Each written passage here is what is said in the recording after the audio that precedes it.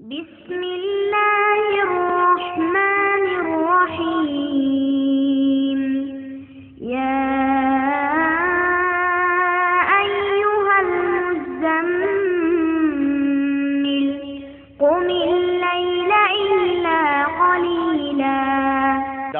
ഇന്തോനേഷ്യയിൽ സംഭവിച്ച ഒരു ദൃഷ്ടാന്തം, അതായത് പണിയെല്ലാം പൂർത്തിയായ ഒരു പള്ളി, ആ പള്ളിയുടെ മിനാരത്തിന്റെ മേൽഭാഗത്ത് വെക്കേണ്ട കുബ്ബ മാത്രമേ ഇനി വെക്കാൻ ബാക്കിയുള്ളൂ.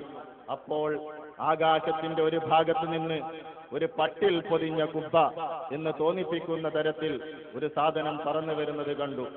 ജനങ്ങളെല്ലാം ഓടിക്കൂടി തക്ബീർ മുഴക്കാൻ തുടങ്ങി. അതേ, അത്ഭുതമെന്ന് പറയട്ടെ, അത് കുബ്ബ തന്നെയാണ്.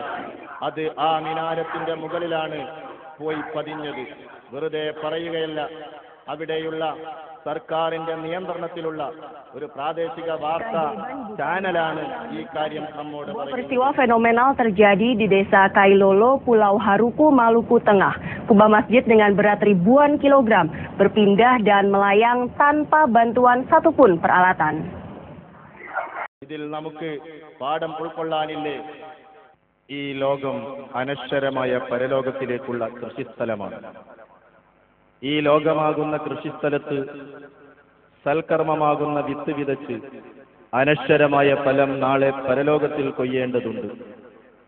ഈ ലോകത്തിലെ സുഖാസ്വദനങ്ങൾ കെട്ടിപ്പിടിച്ച് അതിന്റെ പിന്നാലെ പോകുന്നവർ അവസാനം ദുഃഖിക്കേണ്ടി വരും.